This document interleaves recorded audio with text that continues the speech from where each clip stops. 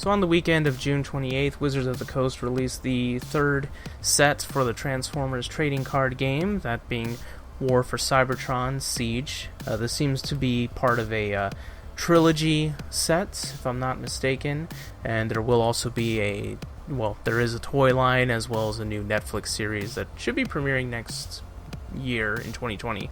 But this video isn't about the toys or the show. This is going to be about the trading card game.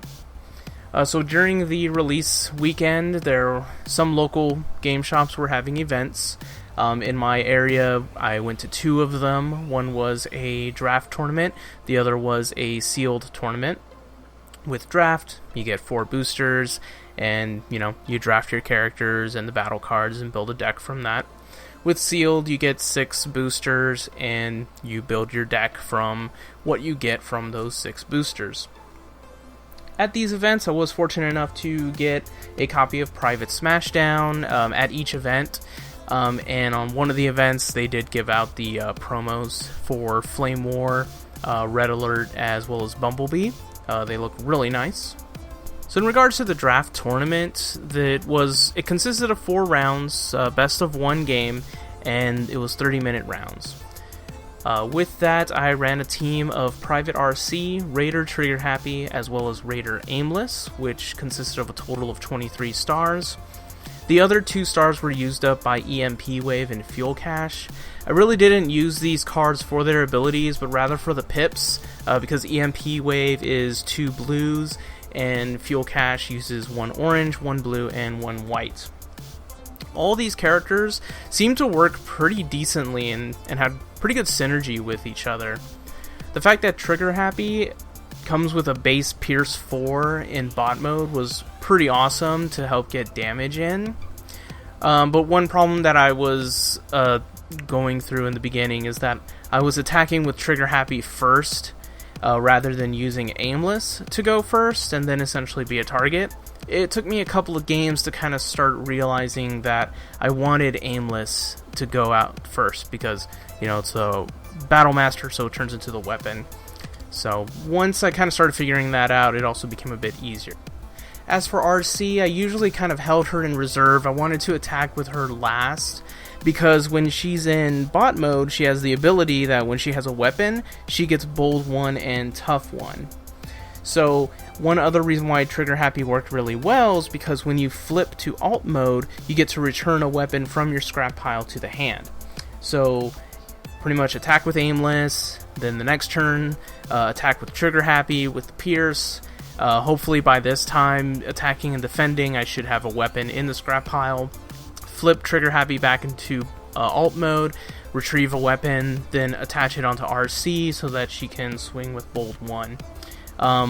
Hopefully, if it also works out, Aimless will also get KO'd. I can then equip him onto RC, and as he gives +3 attack. So with the Bold 1, that also helps, because even though I may not have had as many orange pips, the black pips, which I had Pierce, was definitely helping out as well. And I was actually able to get RC to attack for around somewhere between like 11 to 15 damage a couple of times. I was even able to get the ability for Aimless's weapon mode to trigger a couple of times, at least about 2. And so when you flip at least 3 blue icons, it deals 3 damage to the defender. So I was able to get RC to do a lot of damage. I think Aimless was pretty good. The 3 pips kind of seems like a bit much, but 3 damage, I think that's still viable. In a mono blue deck, I think that could be really good. And I would definitely love to try out RC and Trigger Happy in other decks as well. With the draft tournament, I ended up getting 3 wins and 1 loss. I was just shy of top 3, so I ended up getting 4th place with that one. Now, in regards to the sealed event, that one was a bit more rockier for me. The team that I ended up running with was Sergeant Chromia, Raider Ion Storm, and Raider Nightstick. I was debating on using Raider Detour instead of Nightstick for the extra draw ability, but, made a decision, stuck with Nightstick. And I have mixed feelings. I kind of wish I did stick with Detour. I kind of regretted it because I think the draw power would have been pretty nice. I wasn't able to get Nightstick's ability to trigger very often, and with that is if you flip at least 2 black, your opponent chooses a card from the hand and scraps it. But that team ended up being an exact amount of 4 stars. With that, it was 4 rounds, best of 3, and 45 minutes each. So with this team, there really wasn't a lot of synergy. Raider Ion Storm was pretty much the main player. It has the ability in alt mode, I'm sorry, not alt mode, but bot mode, that when it attacks, you can return one of the defender's upgrades to its owner's hand. So with the Battle Masters and Weaponizers, if you include Sergeant Cog, I think it's Sergeant Cog, but Cog, it's very good, because when the Battle Masters and Weaponizers are removed from the battlefield, they go to the KO pile, so it's not going to go to your hand, it's gone. So he pretty much has like an innate destabilizing crystal like all the time. And with 7 attack, that's pretty good. So Ion Storm was definitely the main player in that one. Also, when Nightstick went into its weapon mode, it has +2 attack and 1 defense. So I always put that on Ion Storm, so that made him even more of a heavy hitter and a more difficult target to get rid of.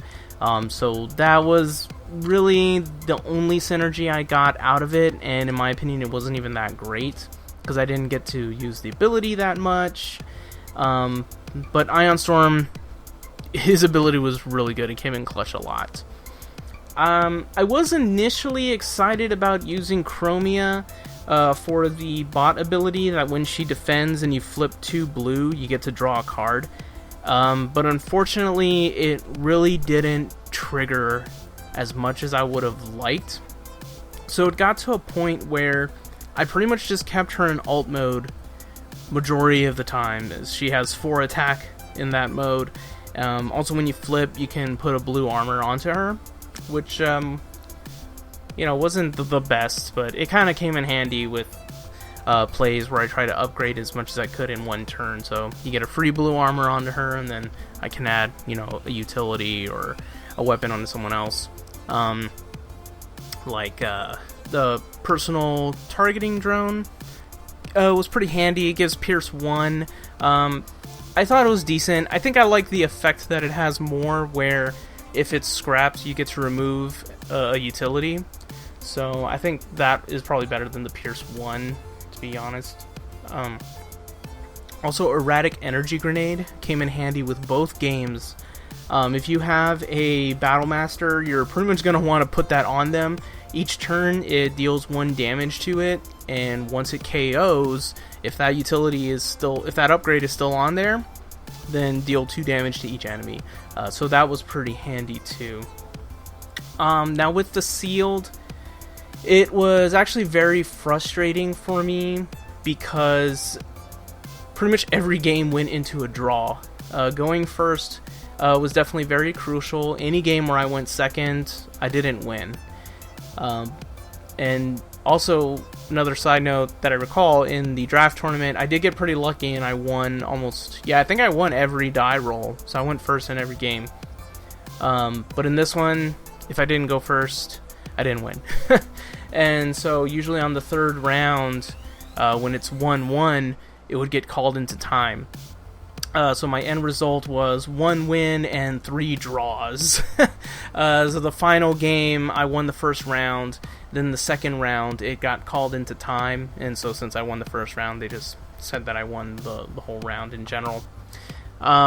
So that was very frustrating, but it kind of started becoming a joke with the group that we were trying to see if my deck could get 4 draws. So that kind of helped keep me in a good mood throughout the day. But otherwise, it was incredibly frustrating during that event. But going into both of those events, I was aware that Wave 3 seems to favor a lot of blue and black cards. Of course, black because it's the new thing. I think they are trying to add a bit more blue, considering how overwhelming orange can be. With Peace Through Tyranny, it's such a good card, and Insecticons, just mono orange. Though hilariously enough, like the Fire Cons seem to be a pure orange deck, so it's interesting to see what WotC's doing. But now almost every double pip card is seems to be a star card nowadays, which I think is a good idea to kind of help keep that balance. So going into that, I knew that there was a lot of focus on blue and black, so I tried to keep that in mind. The black pip cards were pretty fun to try out, but you know, we'll see how things go as time goes on. Obviously, with the fourth set comes out, there'll be a lot more we can do with black. But because of all the focus with blue, this format definitely felt very grindy. Again, especially in the sealed event, that was especially grindy. Almost everyone I spoke with felt the same. And, you know, especially with my team not having very good synergy in the sealed event, that definitely didn't help either with that grind. But, you know, time will tell. This upcoming weekend, there should be a constructed tournament as well as another draft. I am going to try and go to both of those events. So, you know, maybe I'll do another video on that. In regards to everyone else out there playing the game, how did your launch weekend go? Did you go to any events? Did you get your promos? How do you like the formats? So, feel free to leave them in the comments. Goodbye.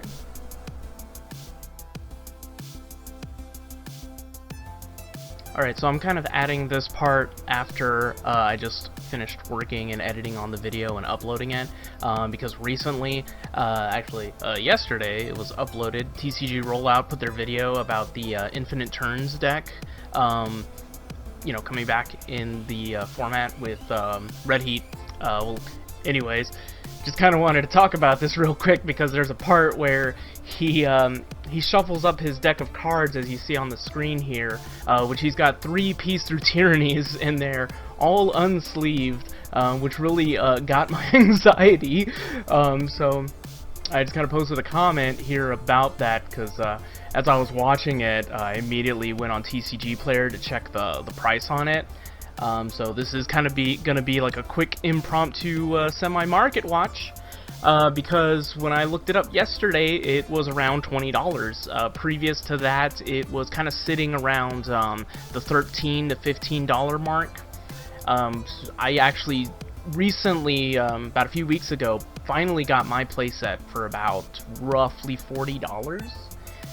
So I was pretty much just talking about that, and I got this comment here which I thought was kind of funny from Wookie Mart that says that TCG Player has them listed at 70 cents. So it seems like the Kashik dollar is doing pretty well, because right now I've got TCG Player pulled up here. It shows it's 8:31 p.m. July 4th. I'll even refresh the page. It's at $21.99 and $1.99 for shipping. Right now, there's only one vendor selling them, which is Toy Wiz. Not very familiar with them. I think usually I get most of my Transformer cards from Battlegrounds Games, so small shout out to them, and TCG Player, of course. So, considering the fact that with Wave 3, most of the double pips for Orange and Blue are mostly going to be star cards, I definitely think the value for Peace Through Tyranny and Security Checkpoint are probably going to go up again. I do know these were around 20 before, then they kind of dropped down. I almost snagged some for like $7 or $8, but then got an email later saying that the listing was an error, so that hurt. Looking at Security Checkpoint here right now, it's about $15.95 right now, and it's kind of sitting around right there. The same vendor though, $22.99, selling 2 copies, same shipping amount, $1.99. So if you have not gotten your playsets of these, probably recommend you might want to get on that. If I recall, I haven't personally checked it out, but I think the latest issue of the Transformers comic, issue number 8, should come with a booster from Wave 1. So you may want to try checking those out, and maybe you might be lucky enough and get yourself a PTT or a Security Checkpoint. So yeah, just kind of wanted to throw that out there. I just thought that little comment there was funny, because I wish I knew where Peace or Tyranny was 70 cents, because I would gladly buy some more if that was the case. But yeah, so this is going to be all. Goodbye.